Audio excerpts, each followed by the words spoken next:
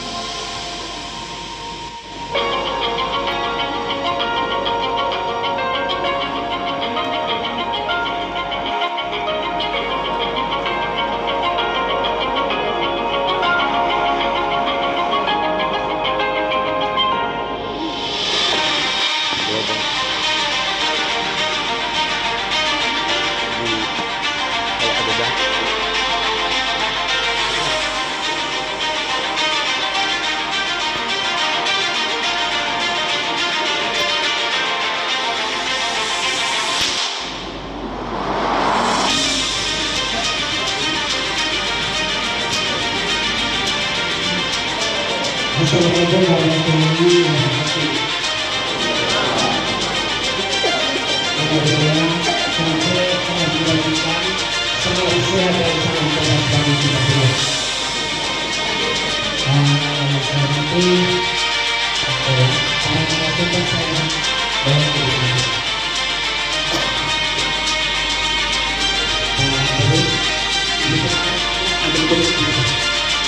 Langsung saja kita.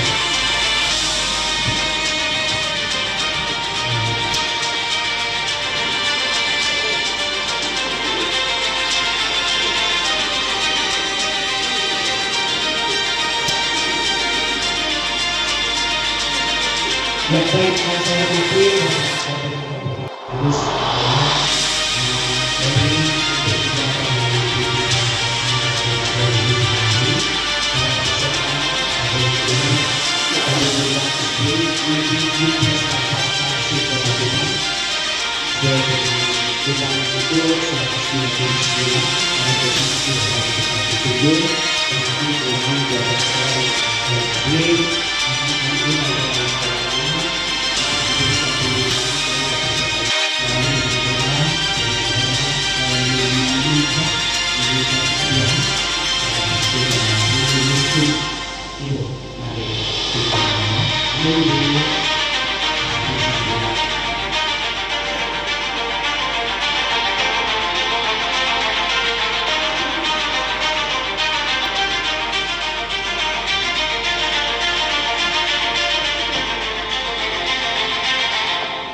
Assalamualaikum warahmatullahi wabarakatuh.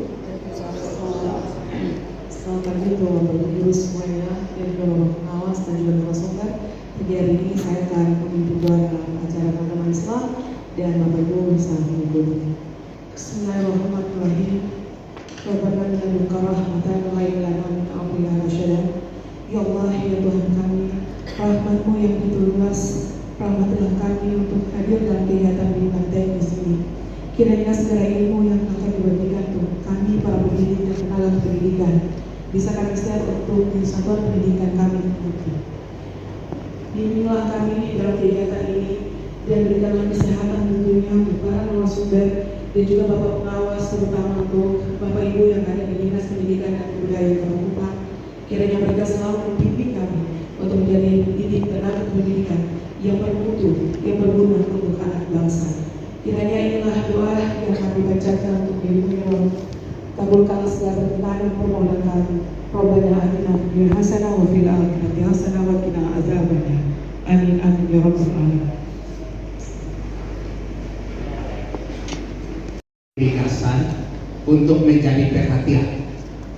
Kita baru gelombang pertama jenjang SMP 3 hari selesai, dan kemarin dalam suasana libur pun saya mengundang teman-teman pengawas. Kami sudah rapat seharian untuk memantau kurang lebih 8 program yang sudah selesai, 4 di Hotel Kristal, di sini ada 4, untuk memastikan bahwa bukan hanya sebatas kepala sekolah datang dengar atau guru datang dengar, lalu pulang dalam suasana tidur berjemaah di setiap pendidikan. Jadi nanti pengawas akan turun mulai tanggal 20 sampai 29, termasuk kami dinas, saya dan Pak Kadis akan sigap mendadak untuk memastikan bahwa yang didengar di sini bukan berakhir di sini, tetapi dilaksanakan di sekolah. Itu catatan pertama. Catatan kedua, Bapak Ibu yang diundang datang ini nanti melihat model. Jadi kita rubah prinsip, sedikit bicara, lebih banyak praktik. Saya mendesain kegiatan ini dalam siklus teori Confucius. I see, I remember, I hear and I forget, I do and I understand. Kalau saya lihat, saya ingat tapi sama-sama karena masih abstrak. Kalau saya lihat dan dengar, saya akan lupa.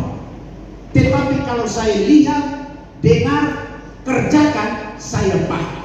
Itulah gaya orang menangkap pengetahuan. Maka panca indera adalah pintu gerbang masuknya pengetahuan.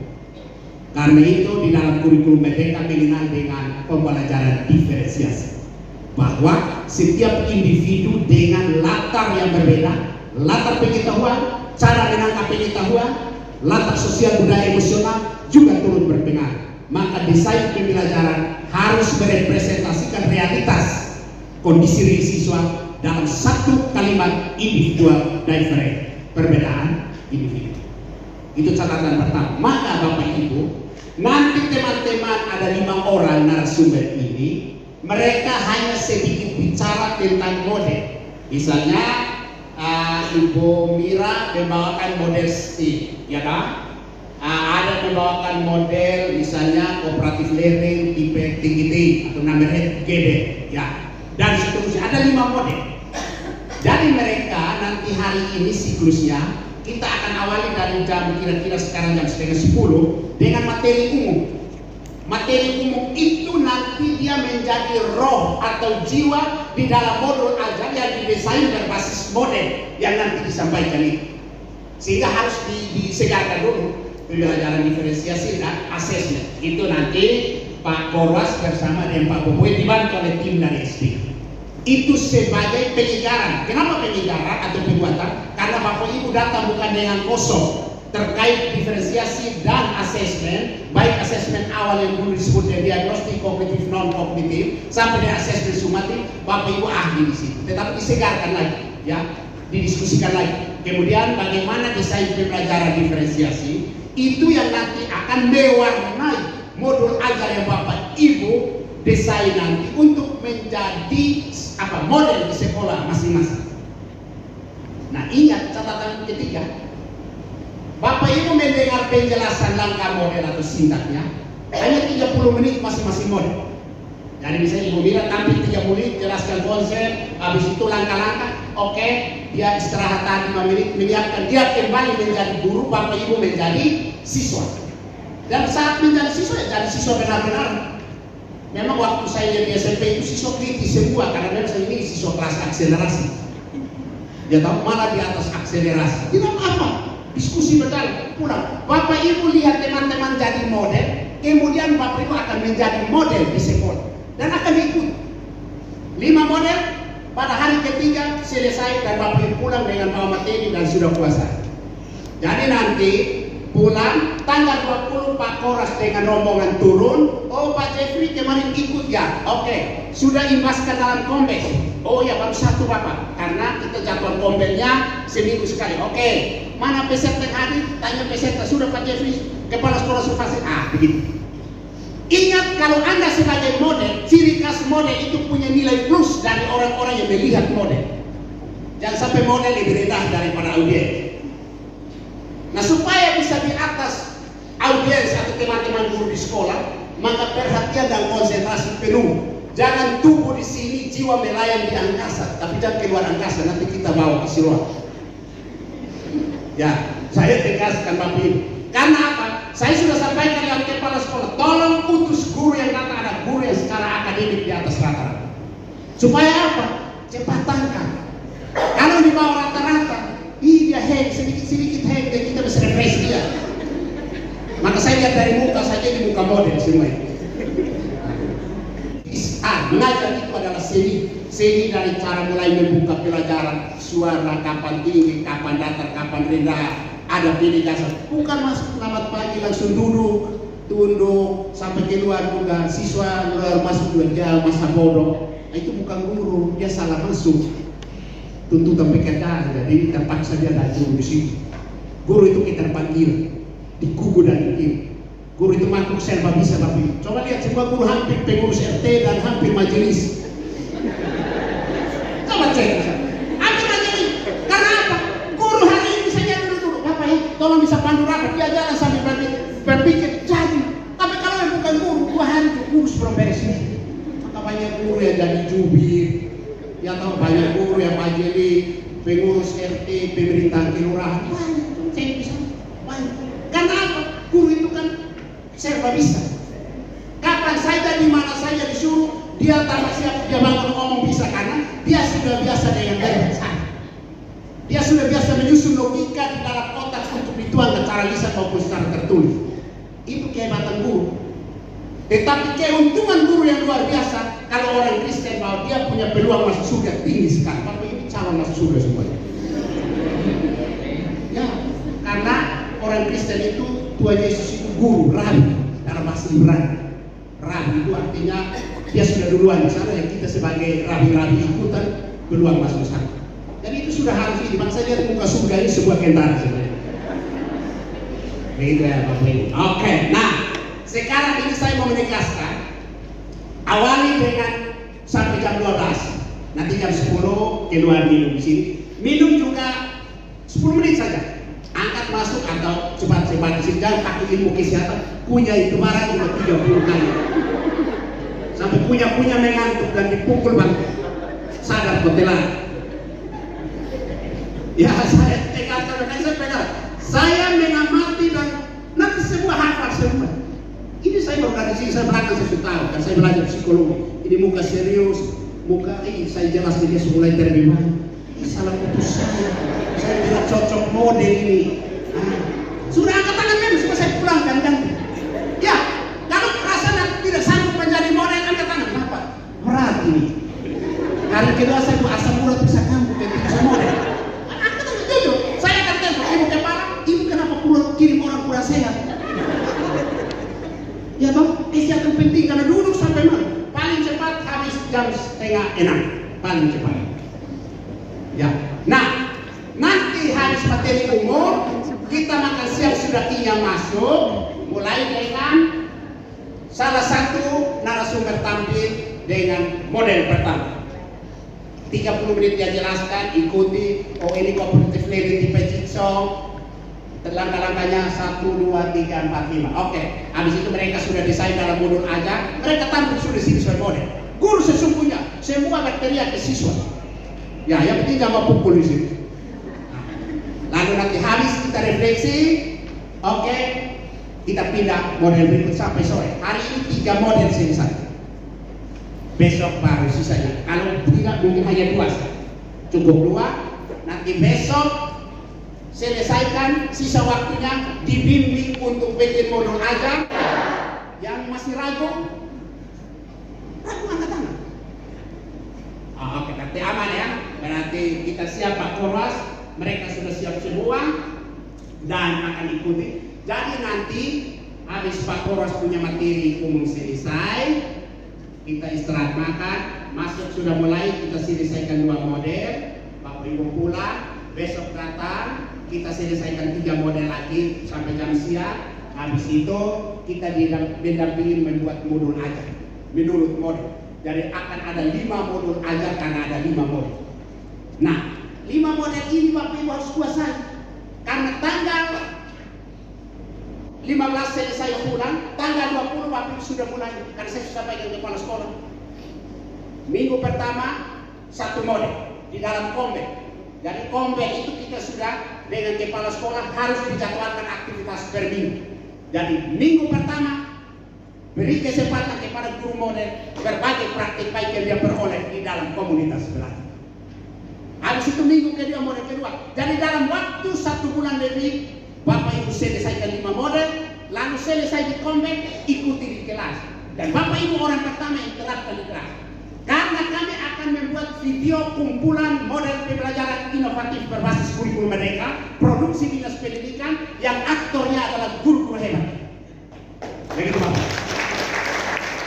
Nanti kami pilih Pak Korwas di sekolah binaan, pilih 1 untuk model ini.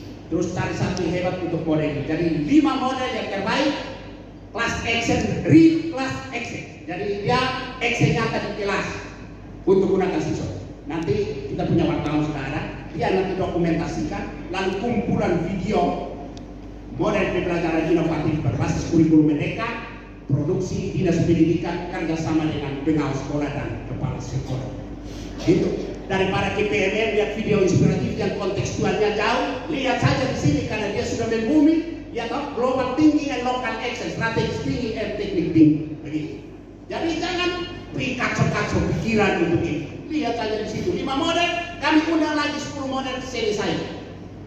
Mengapa kegiatan ini jalan? Karena hasil evaluasi terhadap rapor pendidikan kita Bapak Ibu, kita punya kelemahan literasi numerasi. Salah satu sumber kualitas proses pembelajaran masih rendah. Setelah dianalisis akar masalahnya, kita menggunakan identifikasi refleksi benah IRB namanya. Oh ternyata kurang berkualitasnya proses disebabkan oleh guru belum menguasai model-model pembelajaran. Maka untuk meningkatkannya bimbingan teknis penguatan kapasitas. Jadi kegiatan itu lahir dari sana. Bukan dulu-dulu kurang kerja buat undang posong tidak ngajar datang dari sini. Jadi ingat ini baik-baik ya. Pesan saya ikuti secara baik. Karena Anda kalau tidak ikuti secara baik, Anda akan menjadi bulan-bulanan di sekolah ini. Karena kami akan ikuti. Lebih parah kalau dapat habis tidak laksanakan, dia pergi menghilang di sekolah. Nanti kalau sekolah guru negeri kami bikin dia hilang kapan? Begitu ya. Oke. Jadi selesai sudah tahu arah kegiatan ini, bahwa Anda dulu 1 langkah pertama Anda datang saja, Anda adalah orang hebat, utusan sekolah. Yang kedua, Anda akan menjadi model. Maka supaya tampil menjadi model, rangkaian kegiatan materi umum sampai materi khusus ikuti secara baik. Demikian pengantar saya. Setelah saya beri pengantar seperti ada sumulai layu, tapi itu bukan karena takut akan menjadi model, tetapi dia sudah mulai kuras tenaga untuk konsentrasi. Selamat mengikuti penjelasan umum. Ya, luar biasa ya Bapak Kabit. Hari ini memberikan kami semua kesempatan yang terhormat dan bermartabat, karena ini sudah menjawab kebutuhan kinerja baik pengawas maupun Bapak Ibu guru. Untuk itu Bapak Kabit terima kasih pernah menjawab mutu di Kota Kupang, sehingga Bapak Ibu tolong serius, karena beliau setelah pulang dari Jepang gasnya semakin kencang untuk merubah wajah pendidikan di Kota Kupang. Kita akan tentang.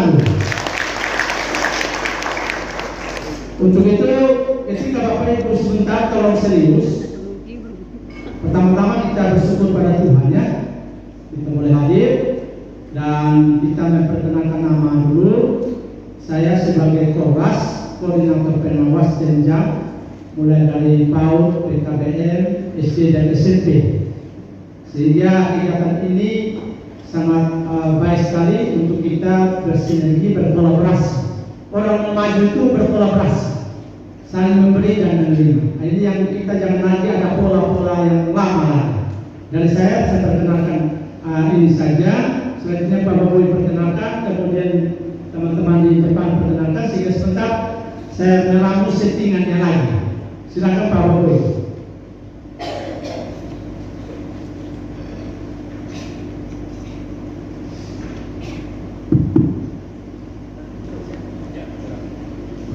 Terima kasih Bapak Korwas. Shalom. Assalamualaikum warahmatullahi wabarakatuh. Salam sejahtera. Kelompok kerja Benaos untuk DC.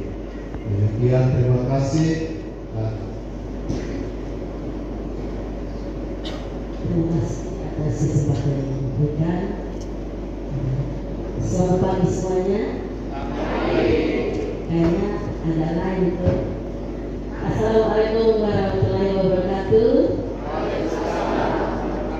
Om Swastiastu, Namo Buddhaya, salam sejahtera buat kita semua. Salam. Nama saya Ibu Yernitalai, biasa dipanggil Ibu Yeri. Saya pengawas SD, status sudah menikah, punya suami 1, anak 6, cucu 4. Kemudian kalau dilihat kayaknya masih 17 tahunnya, tapi lagi 4 bulan sudah istirahat karena sudah umur 60 tahun. Lagi 4 bulan 60 tahun. Dan mungkin kegiatan berapa hari saya ikut, setelah itu dilanjutkan oleh teman-teman. Terima kasih. Baik, selamat pagi, salam dan bahagia untuk kita semua. Terima kasih. Perkenalkan, nama saya Marlin Kanamani. Saya merupakan seorang guru di SD Negeri bertingkat Mengkoten. Saya merupakan alumni dari Guru Penggerak Angkatan 3 atau yang sulung di Kota Kupang. Terima kasih. Kita akan belajar bersama mulai hari ini sampai hari Kamis. Salam bahagia. Selamat pagi. Perkenalkan, saya Belmira Sagrada Perawan Santos, biasa disapa Ibu Mira. Saya guru di SD Impres PTN Kota Kupang. Sekian dan terima kasih. Baik. Terima kasih. Selamat pagi. Belum semangat. Semangat pagi. Pagi. Luar biasa. Baik, terima kasih untuk kesempatan buat saya. Perkenalkan, nama lengkap saya Yunita Fiona Ai SPD.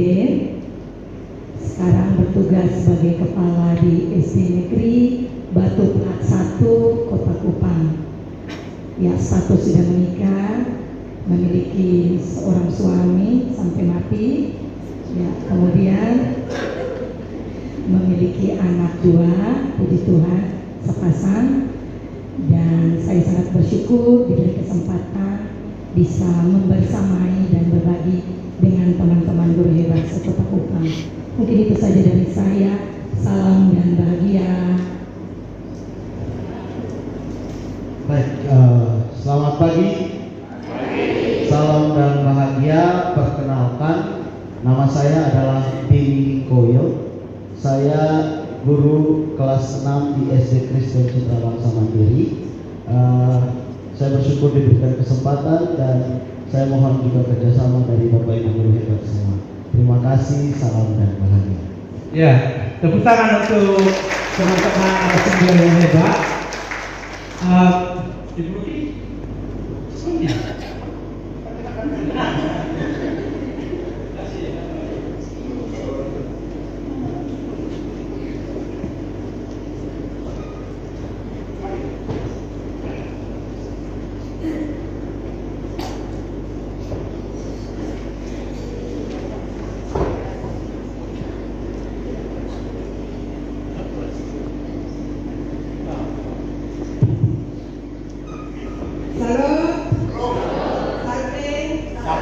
Assalamualaikum warahmatullahi wabarakatuh. Ya, perkenalkan, nama saya Rupiati, cukup dipanggil Ati. Tinggal di RSS Wisata Blok F 14.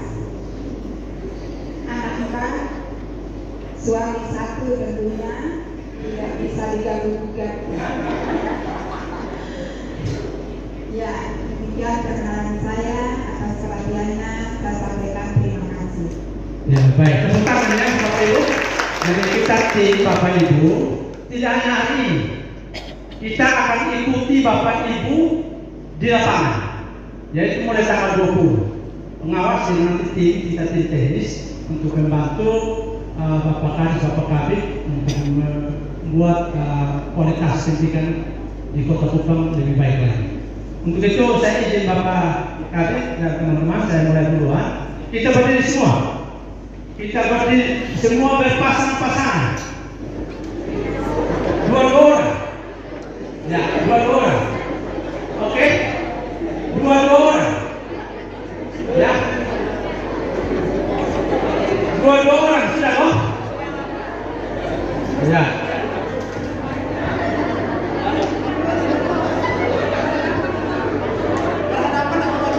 Berhadapan. Ingat, lagunya sederhana ya. Ini namanya dari apa? Sama berhadapan. Itu yang sama. Ada sini. Ini coba lihat. Ini namanya dari apa? Yang satu jawab. Ini namanya dari jempol. Apa kata dari jempol? Saya tahu belajar jangan ngobrol. Ngobrol. Nah, ulang lagi ya. Ingat, ngobrol ngantuk ya. Nah, oke. Coba dengan dia sini, semua dia sini. Dia dari Bapak ini. Yang satu nanti jawab dulu. Pertanyaan dulu. Yang satu jawab. Ini namanya dari apa? Sama-sama. Ini namanya dari apa? Ini namanya dari jempol. Apa kata dari jempol? Saya kalau belajar jangan ngobrol. Jangan ngobrol ya. Ulang lagi. Sama-sama. Ini namanya dari apa? Ini namanya dari kunjung. Apa kata dari kunjung? Saya kalau belajar jangan ngantuk. Dengar lagi. Ini namanya dari apa? Ini namanya dari tengah. Apa kata dari tengah? Saya kalau belajar jangan lengah. Ini namanya dari apa? Ini namanya dari manis. Apa kata dari manis? Saya kalau belajar jangan nangis.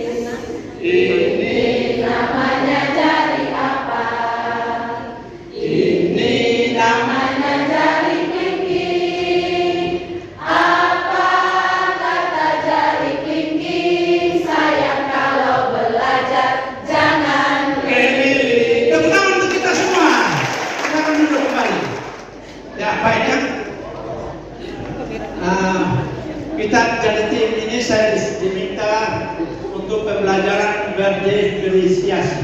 Ya. Ya. Bapak Ibu, pembelajaran ini saat implementasi kurikulum dari Pak Ki Hajar Dewantara jangan menyeragamkan. Ya. Hal yang tidak perlu atau tidak bisa diseragamkan, perbedaan bakat dan keadaan hidup anak dari masyarakat yang berbeda harus menjadi perhatian dan diakomodasi. Jadi semua anak itu makhluk ciptaan Tuhan yang sempurna.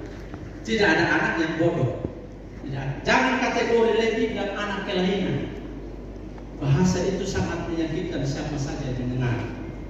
Pakai bahasa-bahasa yang kalimat positif untuk mengajak anak-anak kita berubah. Kemudian Bapak Ibu, Ki Hajar Dewantara juga katakan, serupa seperti para pemukir yang memiliki pengetahuan mendalam tentang keadaan kayu, jenis-jenisnya, keindahan ukiran dan cara-cara mengukirnya, sepertilah itulah seorang guru seharusnya memiliki pengetahuan yang mendalam tentang seni mendidik. Jadi Bapak Ibu bukan seni mengajar, ilmu mendidik, membimbing anak, karena Bapak Ibu adalah pengganti orang tua dan rumah. Selain mendidik, mendoakan anak itu. Selama ini guru hanya datang di kelasnya, lantas lepas, itu tanggung jawab kelas fase yang berikut. Sebagai guru, ditakdirkan jadi guru, tidak semua orang jadi guru. Bapak Ibu adalah orang-orang hebat yang Tuhan anugerahkan kemuliaan untuk Bapak Ibu untuk bisa membimbing anak-anak bangsa kita, ya. Itu. Kemudian yang berikut, guru yang sukses adalah guru yang fokus utamanya pada peserta didik, bukan pada mata pelajaran. Setuju? Jadi sekarang ini kita dengan adanya kehadiran kita di sini, kita merubah mindset kita bahwa sekarang pembelajaran itu tidak saja klasikal, tapi perhatikan pembelajaran itu secara individual. Dengan masing-masing anak itu dengan karakteristik yang berbeda-beda, kebutuhan yang berbeda-beda. Dasar hukum undang-undang itu prinsip diversifikasi, satuan pendidikan dengan kondisi kekhasan potensi. Jadi Bapak Ibu tidak pernah identifikasi potensi yang ada di sekolah itu. Sekolah itu harus menjadi brand, menjadi model. Misalnya sekolah ini modelnya itu sekolah yang karakternya bagus, tata tertibnya bagus. Tapi ini banyak guru yang masih pagi-pagi berteriak dengan anak-anak. Siapa? Dan depan guru kasih anak. Lihat hari ini Bapak Kabit memberikan kami untuk duduk di depan. Bapak Ibu juga akan menempatkan tempat yang sama, ya, dan merubah pendidikan kultur merdeka, ya. Bapak Ibu ingat ini kebijakan pemerintah tentang penyandang disabilitas. Kalau ada sampai terjadi di situ, Bapak Ibu nanti akan dapat, ya, tepuk tangan untuk Bapak Kabit dulu. Habis kegiatan ini nanti ada kegiatan inklusif namanya, ya, inklusif supaya kita semua ini bisa tahu cara untuk menanggulangi penyandang disabilitas itu, kemudian akomodasi layak. Bagaimana kita memberikan akomodasi? Akomodasi itu dalam hal apa? Memberi informasi, memberi bantuan. Jangan mengejek, jangan bully, jangan menyakiti. Yang bisa kok Bapak Ibu? Kalau ada guru yang masih sekarang dia masih menyakiti anak orang ini, tegur. Itu anak kita. Bahasa Jepang bilang apa? Jaga ketong anak, sama-sama. Bukan hanya Bapak Ibu saja, ketong semua, kita semua, ya. Kemudian yang berikut Bapak Ibu, pendidikan inklusif itu tentu kalau kita melihat dengan kalau di luar negeri Bapak Ibu, pendidikan inklusif tidak ada. Mereka sama ratakan. Sehingga setiap kita ketika melihat orang yang susah jangan dipukul seperti kasus kemarin itu. Orang gila dipukul, betul tidak? Tapi yang masuk kali Niniba bukan orang yang gila. Saya catat yang masuk ke kali Niniba itu sudah 10 orang tapi orang intelek. Betul tidak? Jadi Bapak Ibu orang intelek jangan sampai dibuang diri di kali Niniba. Karena sudah terjadi di kota Tuban ini, penjaga sekolah sampai gantung diri di sekolah. Jangan sampai Bapak Ibu frustrasi dengan tidak adanya kolaborasi, komunikasi, maka jadinya persoalan baru. Yang berikut Bapak Ibu harus tahu bahwa tingkatan anak stres, ya, ini datanya Bapak Ibu, ada 44 jenis stres. Ya, kalau di Indonesia ini termasuk dengan COVID kemarin, anak-anak itu stres, mau sekolah kemarin ditekan dan orang tua begini yang tidak boleh keluar rumah, kita dalam kondisi stres. Ya, untuk itu Bapak Ibu, dengan kondisi hari ini mari kita sama-sama berjuang untuk merubahnya. Kemudian berikut Bapak Ibu, Merdeka Belajar dan Profit Belajar Pancasila. Profit Belajar Pancasila program intrakurikulernya adalah pembelajaran berdiferensiasi. Bapak Ibu mulai dari situ, pembelajaran berdiferensiasi.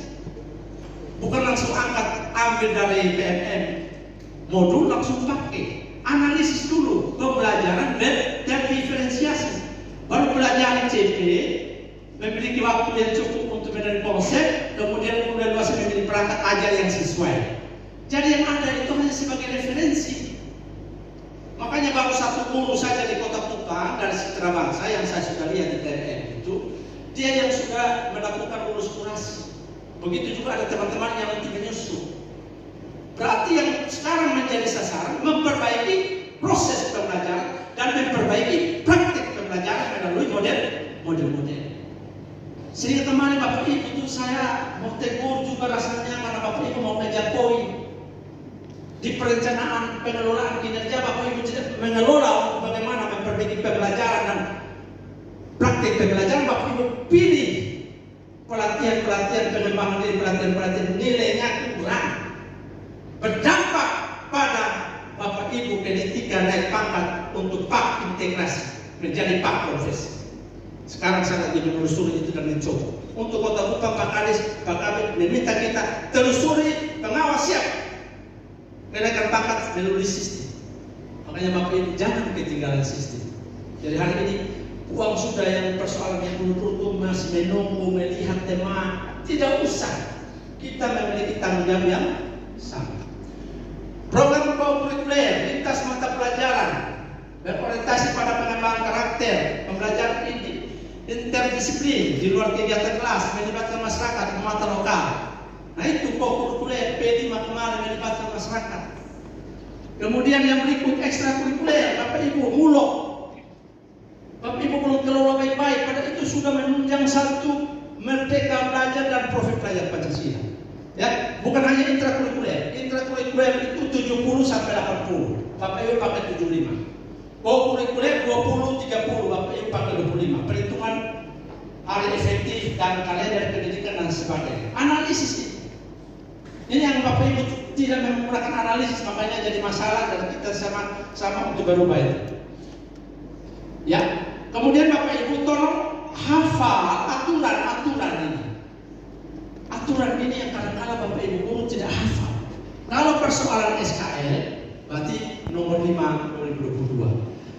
Standar isi 7, standar proses 16, standar penilaian 21, standar proses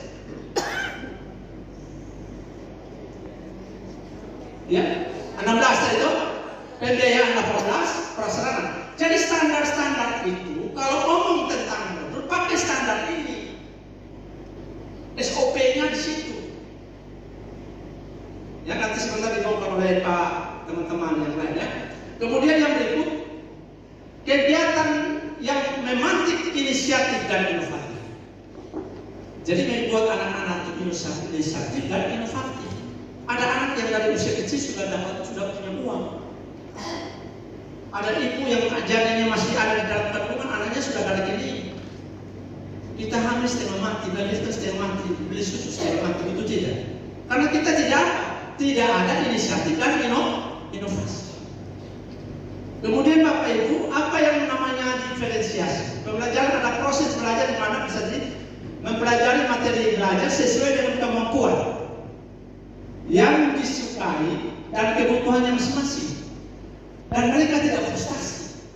Kalau Bapak Ibu lihat anak-anak yang nakal, itu anugerah untuk Bapak Ibu mendapatkan pengalaman baru. Anugerahnya apa Bapak Ibu?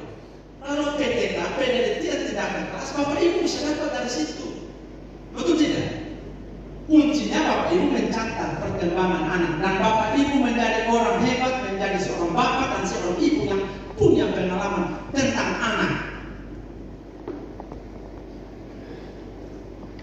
Bisa Bapak Ibu? Oke. Yang berikut Bapak Ibu, 5 prinsip dasar membantu guru dalam menerapkan pembelajaran. 1, lingkungan belajar. Lingkungan itu harus aman. Kenyamanan itu ada di guru. Mengelola tadi mulai tadi itu pertanyaan berdiferensiasi, ada pertanyaan, ada wawancara, ada observasi. Ya. Memang berdiferensiasi ini Bapak Ibu nanti begitu kepada kemudian kurikulum. Nah, OSP di sekolah ini tidak visi misi seperti yang dulu, masih seperti yang dulu. Tolong kita coba visi misi, struktur kurikulum, karakteristik sekolah, prinsip pembelajaran. Itu bagian dari satu rangkaian untuk berdiferensiasi. Kemudian asesmen berkelanjutan, pengajaran yang responsif. Jadi tadi Bapak Kabit katakan, mata ini membuat kita daya ingat, betul tidak? Tanpa HP, memori kita tidak dilatih, hanya lihat sebentar, karena kita tidak pernah menyimpan apa yang kita lihat. Contoh tadi, ada HP. Saya simpan HP di sini. Simpan.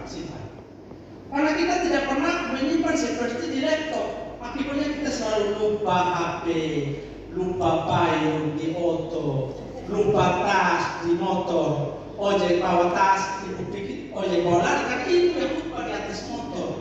Betul tidak? Kemudian yang itu kepemimpinan dan rutinitas kelas, kebiasaan kelas. Anak itu tanpa dipinta lihat ada kotoran, Bapak Ibu lihat harus mandi. Otak lubang harus mandi. Kita pimpinan Bapak Kadis turun lapangan, mulai oker cek. Padahal oker itu murah, ya semua murah. Itu namanya apa? Merubah mindset didikan kita. Kebiasaan kita coret-coret, sehingga di negeri Belanda itu disiapkan khusus untuk orang Indonesia coret-coret di salah satu tembok. Untuk mengatasi coret-coret di sekolah, sekolah juga menyiapkan coret-coret dengan inspiratif gambar-gambar didikan, ya bagaimana ada kata-kata bijak di situ. Buat anak-anak di belakang sekolah ada tembok itu digunakan, betul tidak? Jadi karena menutup diri anak-anak yang kreatif.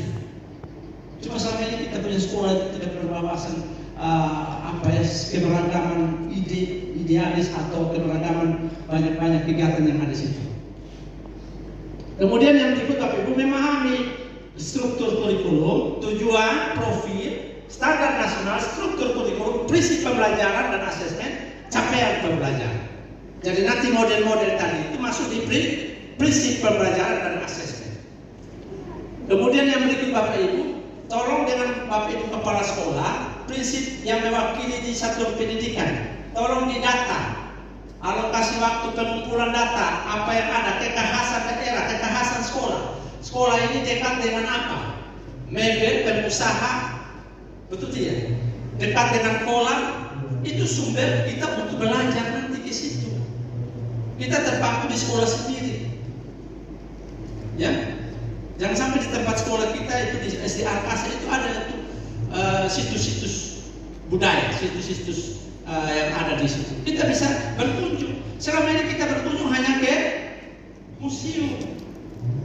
Sehingga Kota Kupang, Pak Kadis sudah punya ide mendata semua situs-situs untuk sebarluaskan ke sekolah, sehingga sekolah di wilayah itu tahu situs budaya, situs apa permainan atau lapangan permainan yang ada di tempat. Jadi Bapak Ibu tolong manfaatkan sekolah itu kalau dekat dengan misalnya tempat futsal, betul tidak? Manfaatkan supaya anak-anak itu bukan Bapak Ibu yang punya dana, tetapi kerjasama dengan orang tua, kerjasama dengan pihak lain untuk supaya mendorong anak-anak berprestasi. Ajakan Bapak Ibu sangat berarti karena guru SD itu menjadi idolanya anak-anak Bapak Ibu. Kemudian Bapak Ibu analisis lingkungan belajar. Ini mulai analisis kurikulum dulu. Lingkungan belajar kita tidak analisis, mau bikin definisi. visi, tujuan, misi itu yang menjadi. Kemudian analisis kebutuhan satuan pendidik. Bapak Ibu kira-kira di situ butuh apa? Betul tidak? Kemudian yang berikut kurikulum, ya, pembelajaran berdiferensiasi adalah sebuah keputusan masuk akal yang dibuat guru berorientasi pada kebutuhan.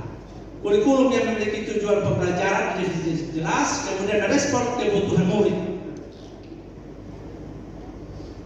Kemudian yang berikut, lingkungan belajar yang mengundang murid untuk belajar. Anak kalau masih senang di sekolah, Bapak Ibu jangan pusing. Ada guru yang sampai kejar usaha anak, padahal ini anak ini maksud mau menggunakan alat peraga, media, lapangan di situ untuk dia masih senang bermain, untuk orang tuanya datang. Ini Bapak Ibu usir, betul tidak? Jangan usir anak-anak begitu ya. Mari nak, kenapa belum pulang? Atau yang sakit, mari nak, Ibu doakan. Ini yang sakit di rumah sakit, betul? Banyak guru yang terlalu kejar dengan anak-anak ya. Nah, jangan kejar lagi. Kemudian manajemen kelas yang efektif. Rubah-rubah sedikit suasana kelas, rubah cara duduk, rubah dekorasi, sehingga di rumah juga bisa rubah kamar. Rubah-rubah sedikit. Bapak Ibu dari saat mengajar sampai pensiun di kelas model begitu saja. Bayangkan meja itu sampai lemari guru, meja guru yang meja biro itu. Ada guru yang kejam sekali. Dia bilang itu lemari pusaka. Kapan saya pensiun baru lemari pindah. Betul Pak? Jangan jadikan itu lemari dan meja pusaka. Kalau pindah kelas, dia angkat itu meja di bangku dan lemari pindah. Oh, sampai dia pinggang Pak. Nanti pengawas datang. Ibu kenapa pindah? Bapak saya pindah lemari. Oh, lemari ini inventaris masing-masing ruang. Dia bilang, Bapak, kok saya pindah itu kelas-kelas, di lemari itu suruh saja saya apa saya punya lama. Itu barang milik negara. Barang milik tolong pulang, jangan lagi pindah-pindah itu meja jadi persoalan. Ya. Penilaian berkelanjutan mulailah dari penilaian berdiferensiasi. Penilaian yang pertama di berdiferensiasi itu asesmen non kognitif, tidak dinilai. Nanti Bapak boleh bawa yang dinilai. Yang ini asesmen non kognitif itu sebagai refleksi untuk merubah pembelajaran yang menyenangkan bagi anak-anak. Kemudian ini kesiapan belajar anak. Anak belajar dulu. Cara menyenangkan anak-anak itu gampang. 1 nyanyi, 2 permainan bola, 3 permainan warna-warni, 4 permainan boneka alat peraga. Anak-anak akan konsentrasi. Ini guru datang pagi, anak-anak belajar, nanti ibu masih mau lihat ini FB dulu. Kalau ibu bilang begitu, anak tidak akan bertanya lagi. Nanti ada yang bertanya, jangan ibu bilang ibu mau lihat FB. Saat mengajar, hindari FB WA itu untuk di kelas. Karena ada guru juga yang stres gara-gara anak. Saya pernah periksa satu sekolah ini guru stres. Bapak saya mau mengajar tidak bisa. Kenapa? HP bapak punya terus sampai yang bebel. Padahal anak tidak senang guru mengajar. Maka anak kelas 3 dia keluar pergi berkumpul di sana untuk dia diskon gurunya. Supaya pembelajaran tidak boleh terjadi. Makanya Bapak Ibu harus ada norma dan etika menggunakan HP. Bukan non-stop HP. Nanti Zoom juga Bapak Ibu pasti tinggal anak-anak pindah di kelas sebelah. Betul tidak? Ada tidak? Tidak punya kesiapan belajar. Kesiapan belajar itu yang menciptakan itu dari guru. Bukan guru datang pagi-pagi dan dia kesulitan kasih anak-anak. Anak-anak ibu sekarang susah kalau ibu susah kenapa datang? Betul tidak? Kalau anak-anak jawab begitu, anak-anak hanya boleh susah mau dia datang. Betul tidak? Ada lagi datang lagi bermasalah lagi. Persoalan lapar itu kasih tahu anak-anak. Anak-anak ini hari ibu lapar. Betul tidak? Jangan walaupun kita dalam kondisi sakit atau apa, berikan imun yang paling tinggi. Kalau Bapak Ibu berdiri muka, segala penyakit akan hilang. Karena Tuhan kasih Bapak Ibu anugerah jadi guru yang hebat. Hanya main mengeluh sakit, izin di orang mati non-stop. Betul tidak? Bila baik nenek lain tidak ditahan, itu salah. Terpaksa kepala sekolah neu. Nah neu itu maksudnya punya kesadaran supaya besok kalau memang yang dalam rumah ya bisa. Kalau masih jauh juga pagi-pagi supir lupakan anak-anak. Bapak Ibu yang catat ini, Tuhan akan mencatat Bapak Ibu dari lahir, kami dari dinas. Oke? Nah, makanya nanti ada guru yang sampai terima gaji tidak tahu cukup itu, karena dia banyak pelanggaran, suka menipu anak-anak.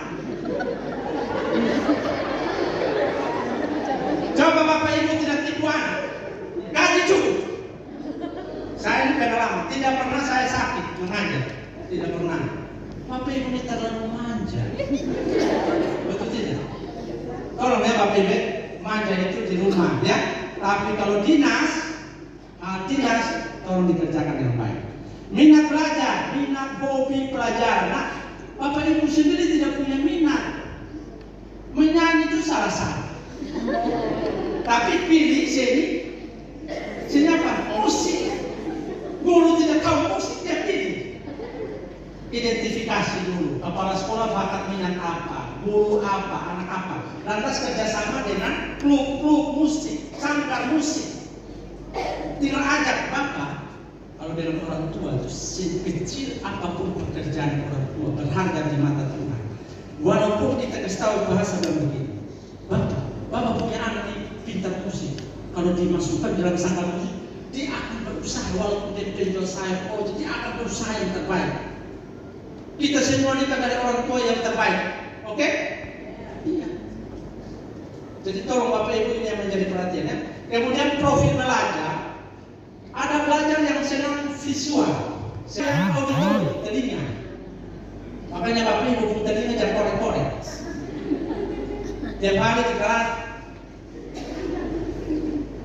saya masuk saya bilang ini telinga nanti bisa berbahaya, ya. Jadi ini tolong ya. Kemudian kinestika, gerak, anak tidak betah, lari sini. Betul tidak? Bapak Ibu merasa itu seperti mengganggu, padahal itu sebenarnya Bapak Ibu bisa kerjasama dengan guru olahraga, bisa kerjasama dengan guru agama, bisa kerjasama dengan BK untuk bimbing. Kalau tidak ada BK, guru agama bisa bantu untuk bimbing dia. Betul tidak? Kinestika, berkelompok. Ada anak yang senang berkelompok, ada anak yang senang menyendiri.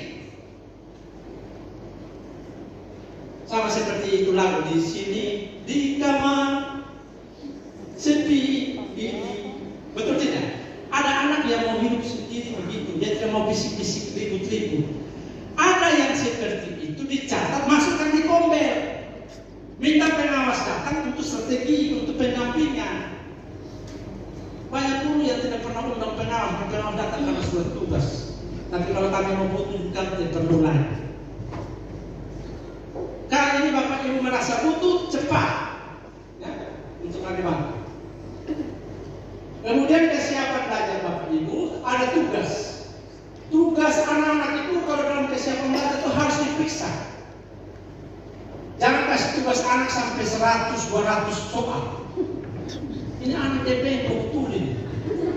Tidak analisis memang yang mana yang menyangkut hoax yang sulit dijawab untuk pemetaan soal yang baik ya. Kasih soal sampai 200 ini anak. Akibatnya saya temukan di baku nasi. Seorang ibu jual kelapa muda. Dia mengeluh, Bapak guru terlalu kasih soal ini seperti menyiksa saya kerja Bapak. Seorang ibu bisa meniru anaknya punya pekerjaan itu pasti ibu pun tidak bisa deteksi. Betul tidak? Jadi itu yang menjadi hal yang penting. Kemudian yang berikut, identifikasi kebutuhan belajar. Misalnya 8 orang hobi olahraga, 6 orang sains, 4 orang senang buat prakarya, ini SMP. senang seni musik, ya, senang seni rupa, betul tidak? Menggambar itu penting Bapak Ibu. Anak yang nakal salurkan lewat menulis dan menggambar. Anak nakal karena dia terasa tidak ada satu hal yang menjadi unik bagi dia.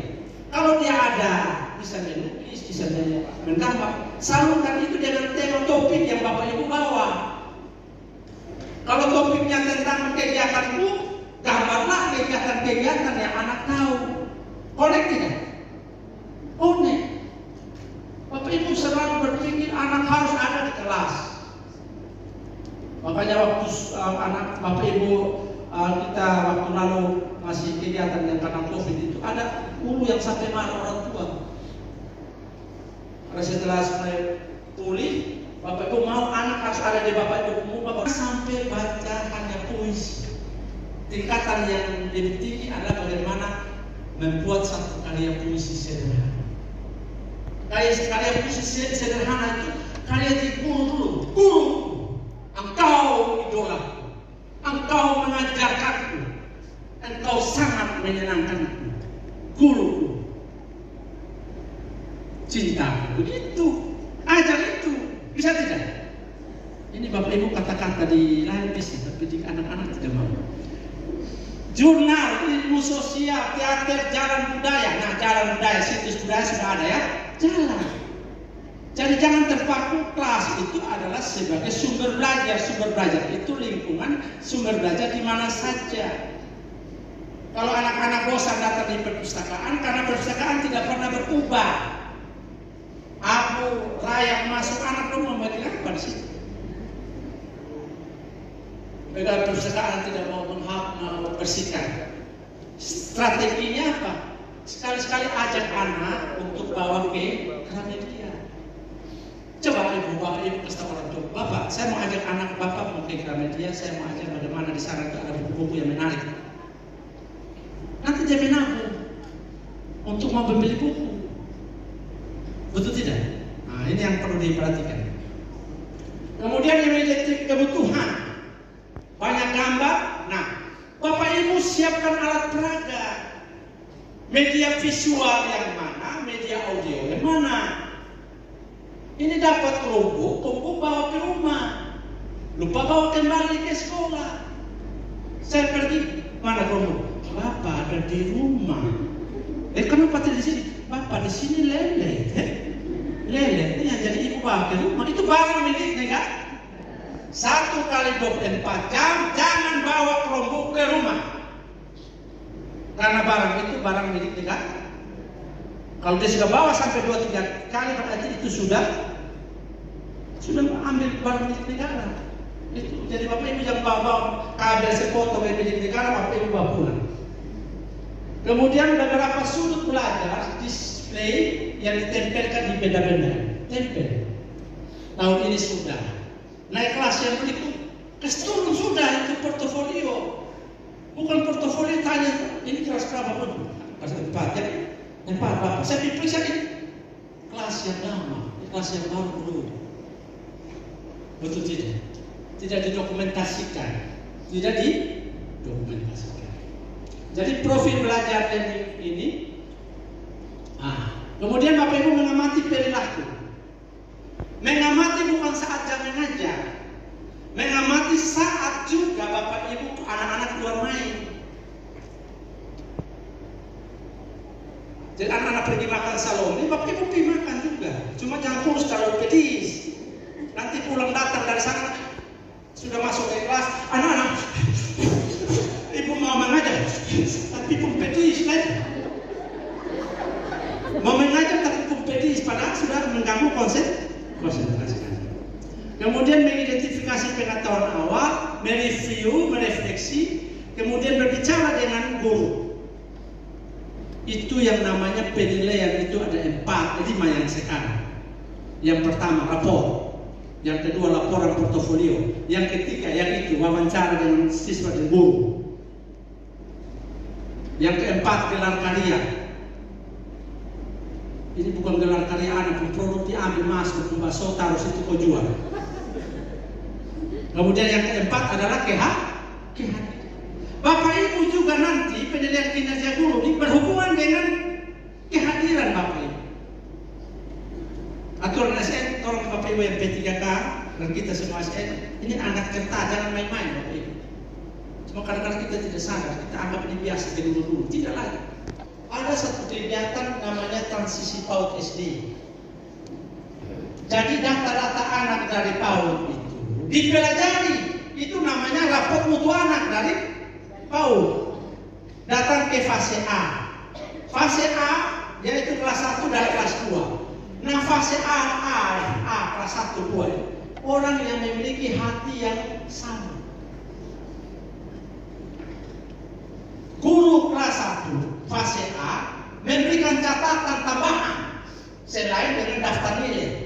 Ibu, anak ini saya bimbing masih kurang di menyimak, masih kurang di berbicara, masih kurang di menulis. Sehingga guru di fase A kelas 2 bisa membantu.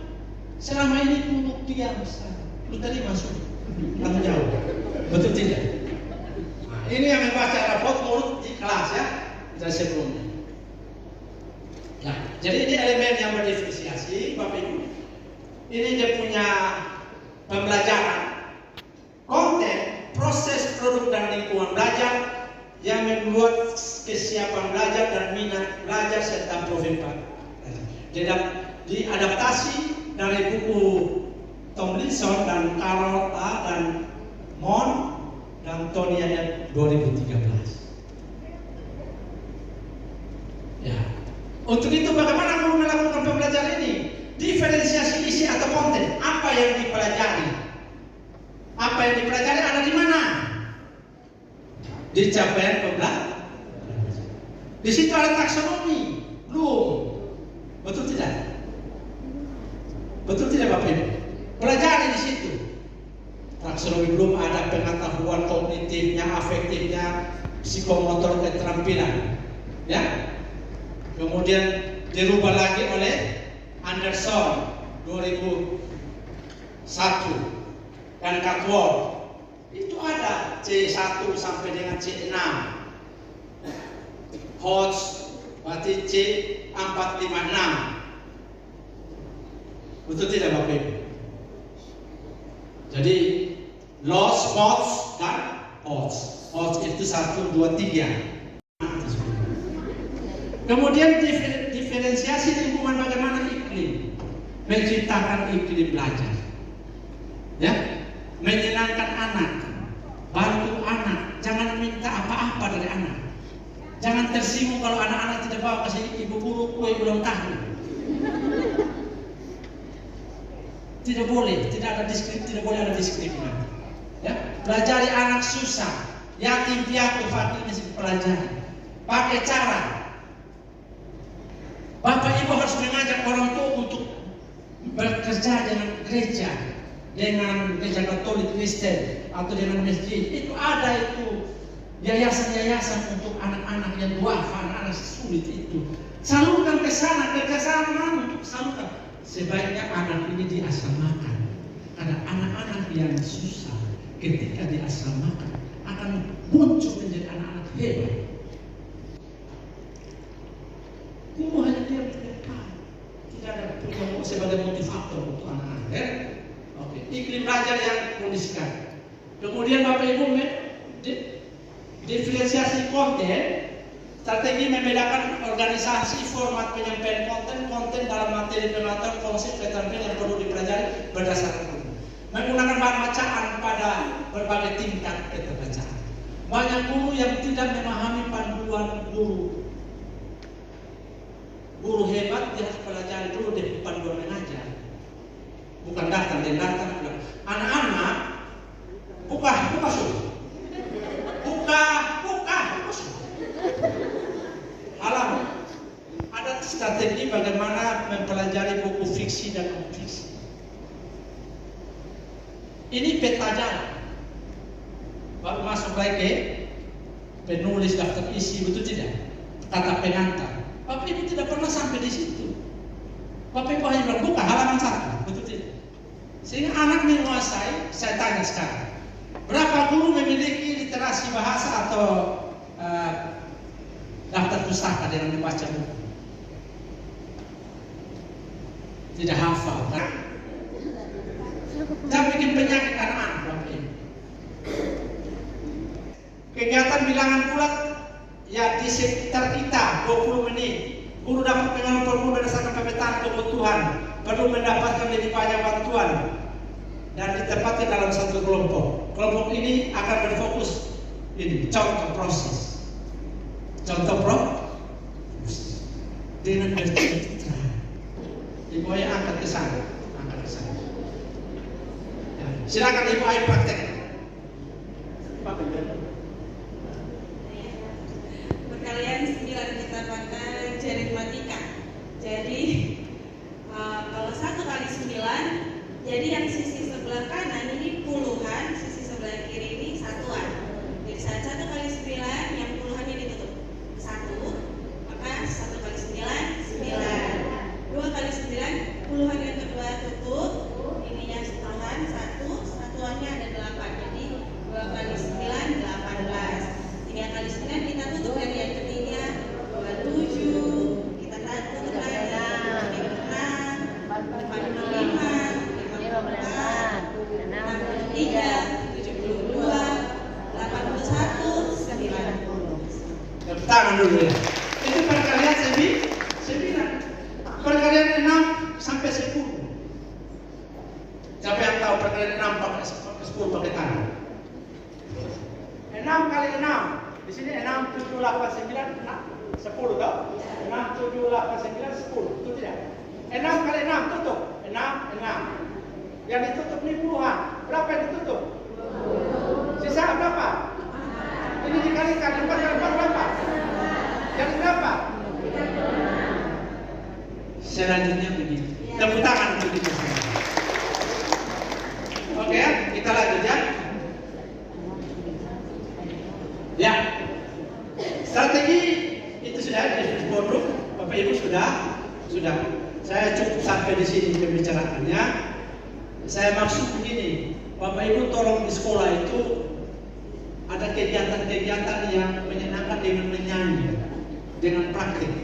Ya, sekarang kita berdiri semua. Kita harus bahasa Inggris. Yellow kuning, red itu hijau. Ya, sampai tepuk tangan ya. Red itu merah, blue itu biru, black itu hitam, white itu putih, brown itu coklat, orange adalah jingga, purple ungu, pink merah muda, red abu-abu, itulah warna-warni. Semangat sedikit. 1, 2, 3. Tekan. Lo kuning. Semangat. Oh, yang mana?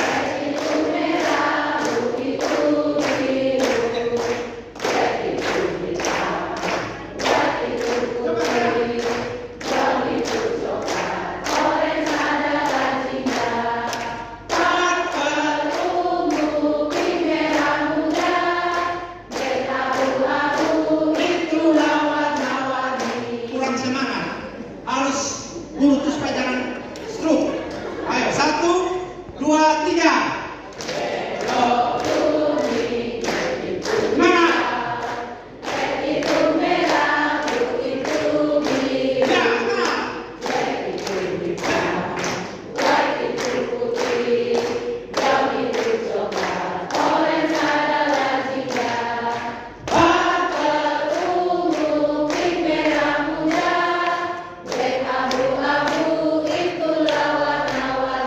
Ya, tepuk tangan untuk kita semua. Baik Bapak Ibu, nanti teknik untuk instrumen asesmen awal saya akan kembali. Nanti ada penambahan dari Bapak kami dan teman-temannya. Sebutkan nama, kemudian pertanyaannya jangan cerita, tapi langsung pendek dan jelas. Baik, terima kasih untuk kesempatan yang diberikan kepada saya. Saya Tori Amsajau dari UPTD SDN bertingkat Naikotet. Pertanyaan saya terkait dengan pembelajaran pendiferensiasi. Tadi ditekankan bahwa kita harus menjawab kebutuhan murid. Nah, di sini tadi salah satu contoh yang Bapak kasih itu ketika ada siswa yang hobinya menggambar, dia suka yang menggambar. Tadi Bapak arahkan kita untuk kasih dia menggambar. Kalau kita ikuti dia seperti itu, kalau satu kelas ada 5-6 orang seperti itu, kita ikuti seperti itu, maka akan susah untuk menjawab sesuai dengan yang tadi Bapak bilang C4 sampai C6, yaitu bagaimana anak itu mampu untuk berpikir hots, menjawab soal yang berpikir hots. Karena apa? Karena asesmen kita, asesmen baik formatif maupun sumatif itu ditekankan pada kemampuan menjawab soal hots juga, kemampuan menganalisis. Jadi bagaimana kita menjawab kebutuhan murid yang seperti ini? Karena tadi kita perlu pembelajaran yang berdiferensiasi. Terima kasih, saya kembali. Baik, terima kasih. Masih ada lagi? Ya, silakan. Terima kasih jawabannya.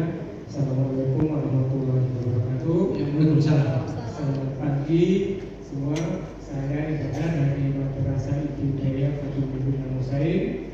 Tadi menyangkut peralihan anak PAUD dari PAUD TK PAUD atau TSD. Ada kadang-kadang sekolah itu tidak tidak memasukkan di persyaratan pendaftaran itu rapor. Cuma PTBG-nya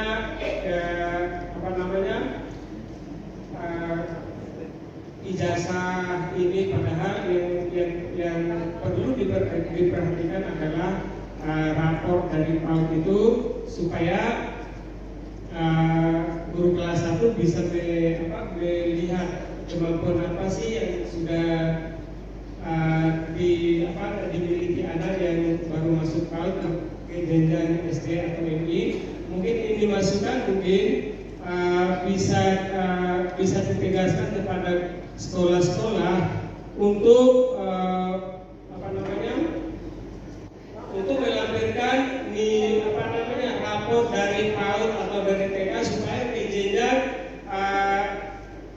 SD atau MI itu guru-guru kelas 1 tidak ada kesulitan lagi untuk mengajarkan peserta didiknya. Terima kasih. Wassalamualaikum warahmatullahi wabarakatuh. Ya. Masih ada lagi? Tidak ada? Oke, baik. Tepuk tangan untuk kita semua. Tepuk segi 3, tepuk segi 4, tepuk bulat. Baik, pertanyaan yang bagus Bapak Ibu. Nanti ada ditambah oleh teman-temannya. Ibu, kita ketika kita saja yang dewasa, bagaimana kita menciptakan kesenangan dulu? Anak ini susah ya. Ini masih awal, kita baru prediksi ya, kita baru analisis karena kita masih ada di abstrak, oke? Tetapi membawa anak yang nanti mencapai TP, tujuan pembelajaran, itu pasti akan nampak. Ada anak harus kasih dia dengan soal yang mudah, soal yang sedang, dan soal yang sulit. Kita baru petakan itu. Kita pakai kalimat panjang saja diskusi. Tapi kalau kita tunjukkan gambar, dia bisa. Kalau kita bilang begini, apakah nama hewan yang di situ? Dia pakai kata apakah, ini sulit untuk dia mencerna. Tapi ibu pergi pegang anak-anak, apa ya? Oh, itu ayat. Tidak sulit ibu, kalau ibu bisa analisis kalian pendidikan. Saya sudah sampai di pusat perempuan dan kurikulum dan asesmen. Untuk tingkat kelas 1, ada anak yang bisa baca itu di kelas 3 untuk NTT. Malah ada anak baca setelah tamat SD.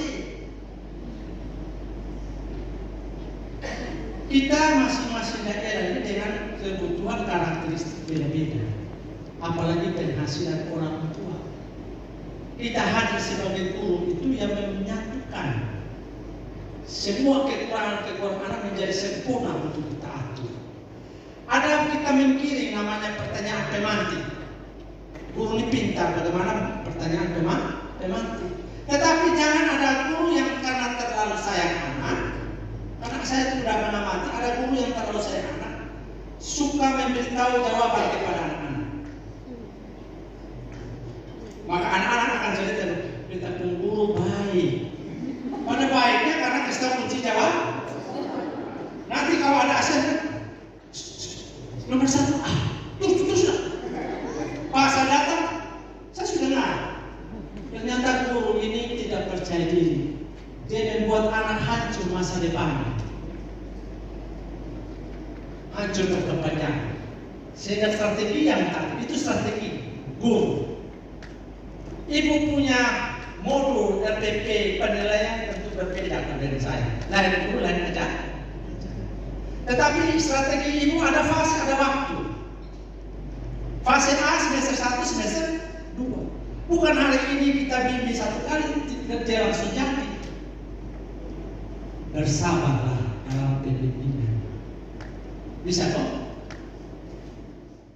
Ini belum melakukan pembelajaran diferensiasi. Kita satu persepsi. Latar lahirnya konsep pembelajaran diferensiasi itu berdasarkan realitas siswa, bahwa siswa adalah individu di dalam satu kelas tidak homogen. Dia heterogen. Heterogen dari apa? Pengetahuannya tidak sama. Gaya menerima pengetahuannya tidak sama. Maka apa orang tanya? Ada 3 gaya menerima pengetahuan: visual, audiovisual, kinestetik. Praksis saja saya membawa dalam kelas. Pak Boboy mengajar di kelas 5 SD negeri bertingkat naik kota. Jumlah siswa di kelas 5 24 orang.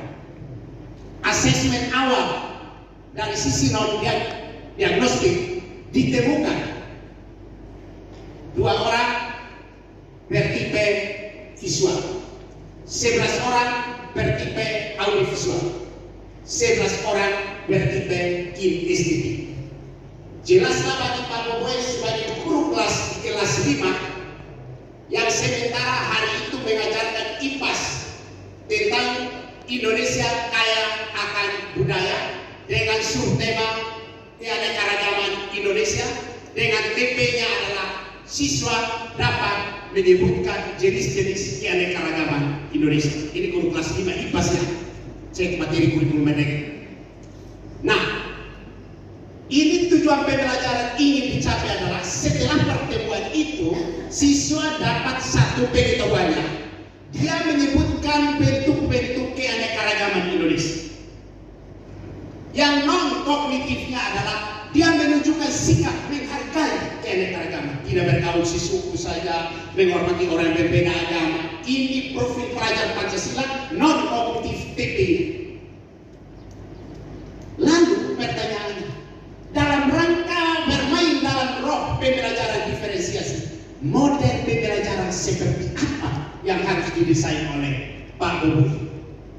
Apakah kelompokan siswa atas 3 kelompok? Hai kamu yang bertipe melihat baru percaya satu kelompok. Hai kamu yang bertipe melihat mendengar khotbah baru percaya satu kelompok. Hai kau Thomas harus raba baru percaya satu kelompok. Ada bentuk begitu. Bukan maksudnya di sana mengelompokkan siswa menurut gaya. Tetapi itu realitas di kelas yang Anda harus berlaku adil, melayani mereka dari latar gaya menerima pengetahuan yang berbeda. Di sini gampang diucap tapi sulit diterapkan. Maka kalau orang yang mendesain itu bagus, saya menyimpulkan bahwa dia memahami utuh yang disebutnya what is the difference individual. Nah itulah. Maka guru Bapak Ibu mau untuk sekali tampil 3 gaya berlayani. Jangan kita bilang, oh nanti kan kita omong minat lagi Pak. Minat berbeda, ini gaya, kita omong dia gaya itu. Kalau minat, ada yang menggambar. Ya kalau menggambar suruh dia coba gambar pakaian ada. Nusa Tenggara Timur dari Suproto. Gambar sesuatu. Kan dia kan gayanya apa? Dia kan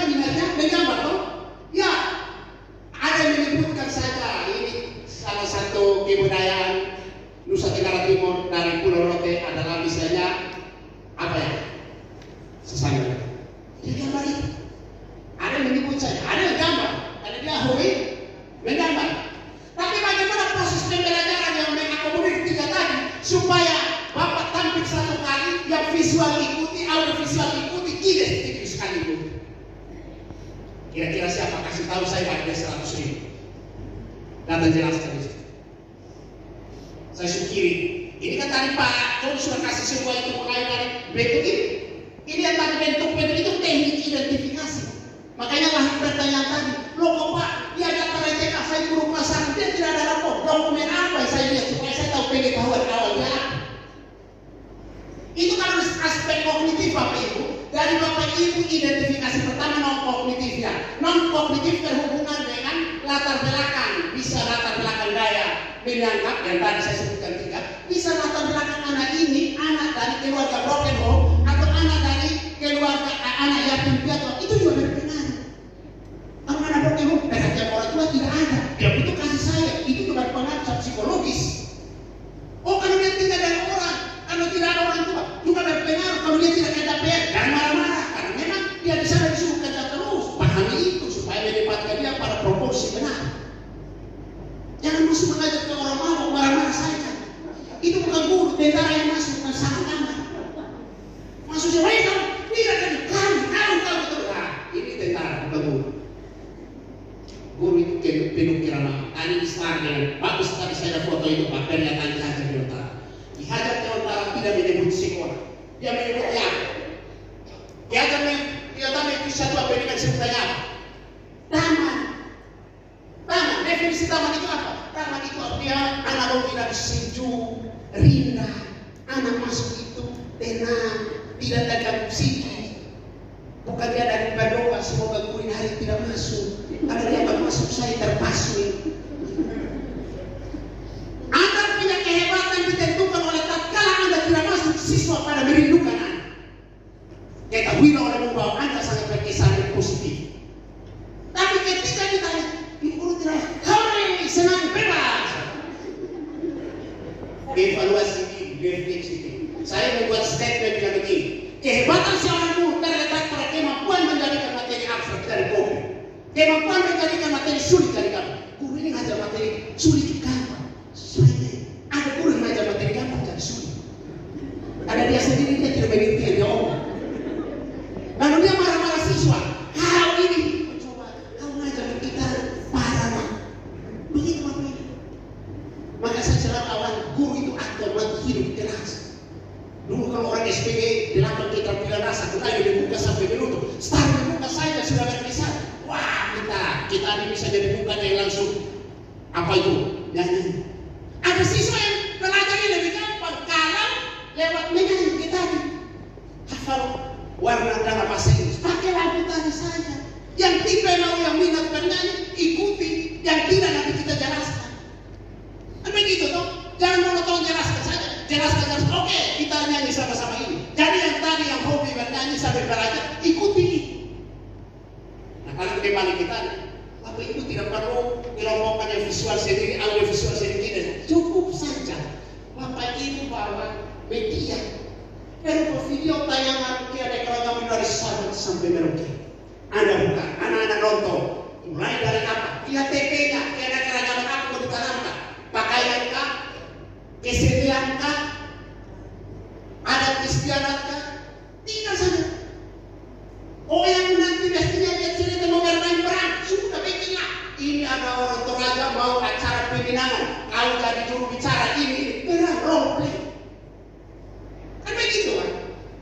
Jadi yang alhamdulillah langsung baru paham dia ikut bermain perang. Tetapi semua dikendalikan oleh tujuan berbeda. Cara berbeda tetapi tujuan sama. Kau lewat menyanyi, kau lewat bermain perang, kau lewat nonton, tapi sama-sama tujuan mengidentifikasi dia negara kamu budaya. Pada akhirnya selesai dengan mencari TPI.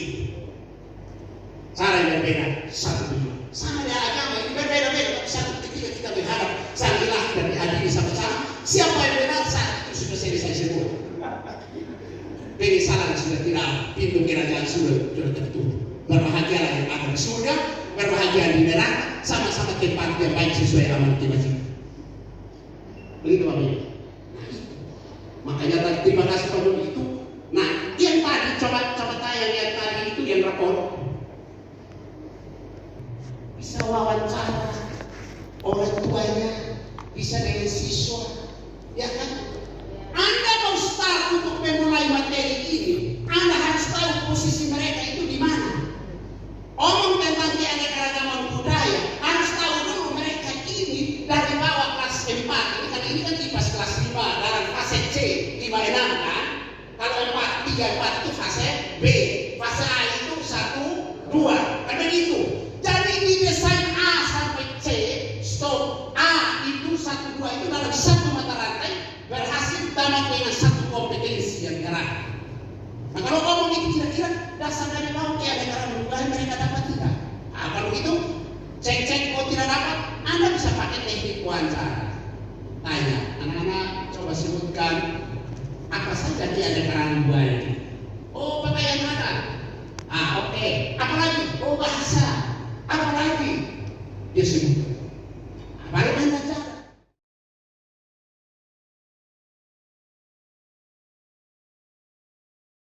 Siswa, sehingga kita buat langkah-langkah untuk masuk diferensiasi. Pertama kita lihat kurikulum merdekanya, lalu CP untuk kita capai setahun itu CP yang kita capai, ingin capai, tetapi dalam proses pembelajaran yang ingin kita capai adalah TP-nya, tujuan pembelajaran.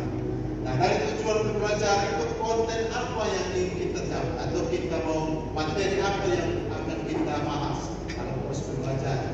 Dari situ kita kembali pada asesmen, ya, asesmen awal, karena asesmen awal. Dulu ada bilang asesmen awal itu ada diagnosis kognitif dan non kognitif yang tadi kamu sudah gambarkan.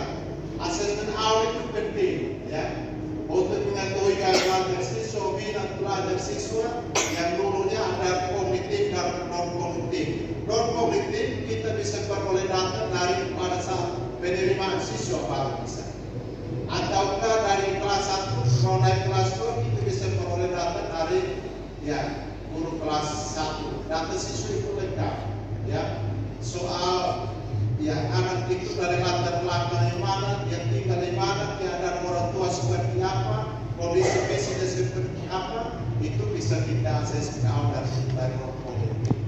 Lalu kognitif yang seperti tes awal, kita pada anak ini kira-kira kemampuan audio seperti apa. Nah, setelah itu baru kita mulai merancang pembelajaran namanya diferensiasi. Itu ada tahap, ya, tahap persiapan, ya. Setelah akses itu kita, oh ini dia lebih gitu, ya. Jadi setelah itu baru kita berproses seperti kalau dia tadi soal IPAS tadi, oh ini ada jadi suka nonton, oh ini dia sukanya megang, itu proses. Lalu ada terakhir adalah diferensiasi produk. Setelah diproses, hasil apa yang kita peroleh dari macam-macam kebutuhan anak. Jadi mungkin itu saja yang bisa saya sampaikan. Di sini mungkin ada guru penggerak atau teman sudah lakukan di sekolah, itu nanti sebentar bisa berbagi praktik.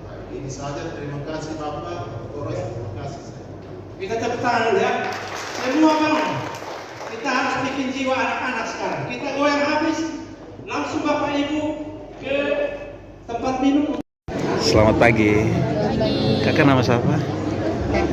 Ibu Guru Ria dari Ibu Guru Ria dari SD mana? SD Osmok. Osapa Barat ya. Kalau Osmok ya? Oh ini Osmok, SD Negeri Osmok ya. Ibu Ria, Impres Osmok. Ibu sendiri? Dengan Ibu Tari Sompu dari SD Impres Numbon Sabu. Numbon Sabu. Waduh, kalau Adi sendiri?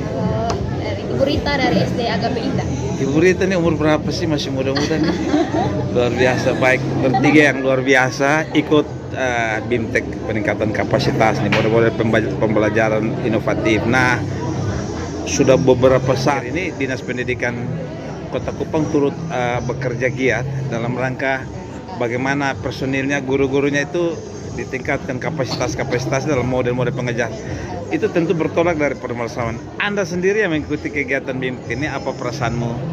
Kalau saya, pertama-tama saya berterima kasih kepada Dinas Pendidikan yang berada di Kota Kupang, kepada Bapak Gubernur Jambi dan rekan-rekannya yang sudah memberikan kesempatan kepada kami guru-guru untuk kegiatan seperti ini, seminar seperti ini BIMTEK.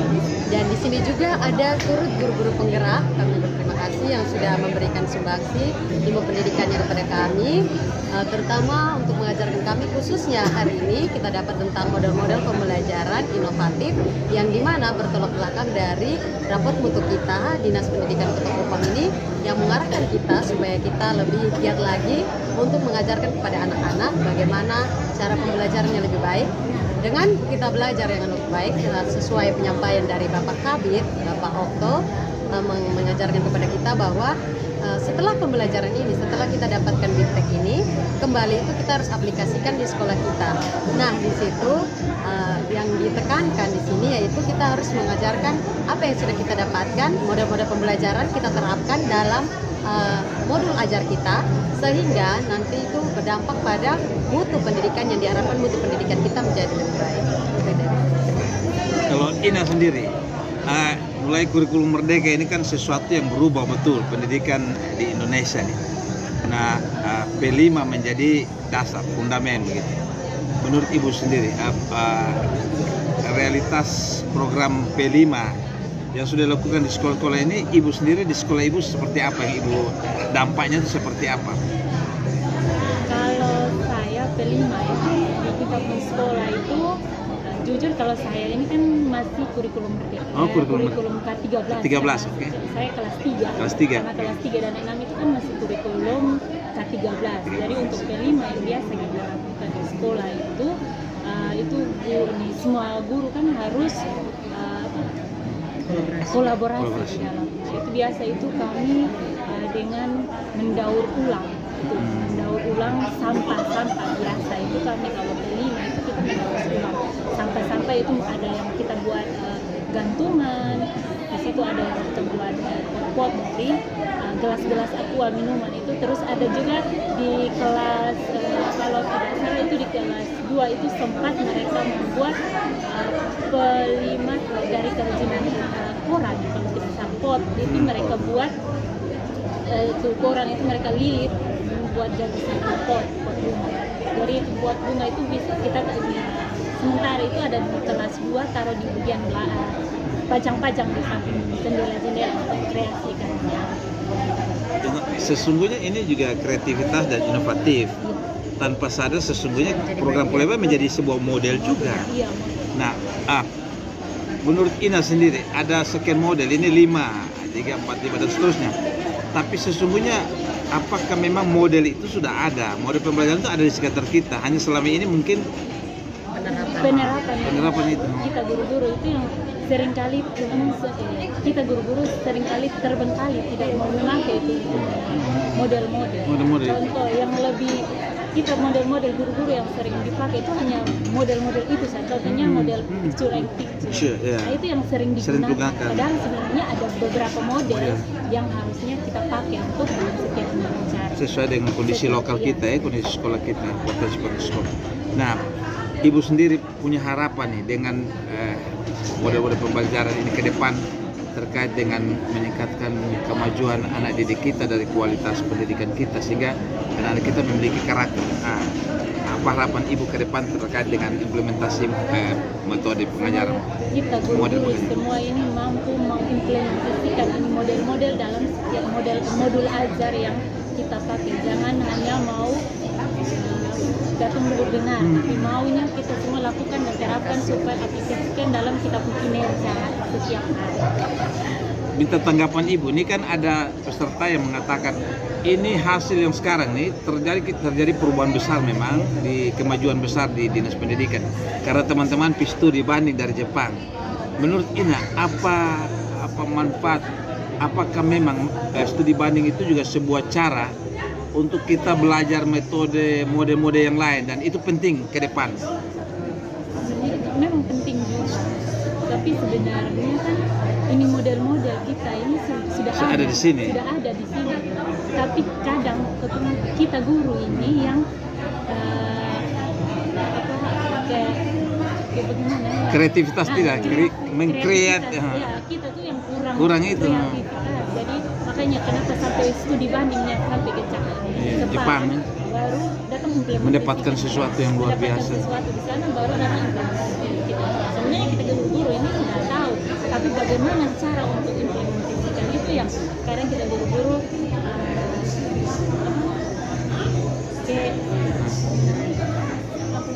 yang ketemu implementation, tapi ketemu terpaku dengan motor yang lama tadi. Nah, yang lebih nyaman. Lebih nyaman. Nah, ke depan apakah mungkin kita juga punya perencanaan planning yang baik untuk guru-guru terpilih kita kirimkan ke luar untuk juga belajar, karena terbukti bahwa kita punya pemimpin pergi pulang membawa sesuatu. Mungkin dengan cara ini ada yang harus pergi lagi. Jadi bukan hanya mereka, tetapi kita juga. Multiplikasi pelipat gandaan pengalaman yang tadi itu menjadi sesuatu yang berguna. Menurut Anda? Kalau kemarin tuh ada satu program itu guru-guru pertukaran ke Korea. Wah. Ada juga Bapak. Tapi belum ya? Untuk perealisasian itu sudah dikirim, itu sudah ada SK-nya, maksudnya disampaikan, tapi yang mempunyai kemampuan TOEFL-nya, bahasa Inggrisnya memadai, itu di dinas membuka kesempatan untuk itu Bapak. Jadi untuk guru-guru dikirim pertukaran ke Korea itu ada, kita sampai dapat kirimannya itu untuk pertukaran ini, terus itu sampai ada kesikular SKPDF-nya, maksudnya dari Kemenristek Dikti, ya. Terus itu kita harus memenuhi syarat-syaratnya, salah satunya kemampuan berbahasa Inggris. Ya, itu ada Bapak. Dengan adanya begini kan sikap kompetisi di antara para guru itu yang sehat, itu yang baik. Nah, membuat perubahan. Kita juga harus jujur mengatakan bahwa mungkin saja sekolah-sekolah swasta yang selama ini dengan metodenya itu luar biasa. Terakhir kita sekarang mulai mendapatkan sebenarnya apa yang kita mau, pola apa yang kita mau. Kita jujur mengatakan bahwa mereka sudah mendahului. Mungkin kolaborasi ini yang harus kita bangun lagi ya. Merger atau semacam apa begitu. Beberapa guru-guru tuh yang diutus ke Jawa juga, betul. bertukar mereka untuk mendapatkan ilmu dan mereka kembalikan. Salah satunya itu kayak guru-guru penggerak seperti ini, itu program pemerintah yang sangat bagus kan. Tapi kami belum bisa masuk karena syaratnya harus 5 tahun. Harus 5 tahun. Jadi ini seperti contoh ini mereka mengaplikasikan kepada kami. Jelas, betul. Itu sangat bagus sekali. Karena mereka sudah dapat pembelajaran. Iya. Oke. Apa harapan terakhir? Harapan terakhir tetap adakan kegiatan seperti ini, kegiatan yang sangat bagus untuk kami.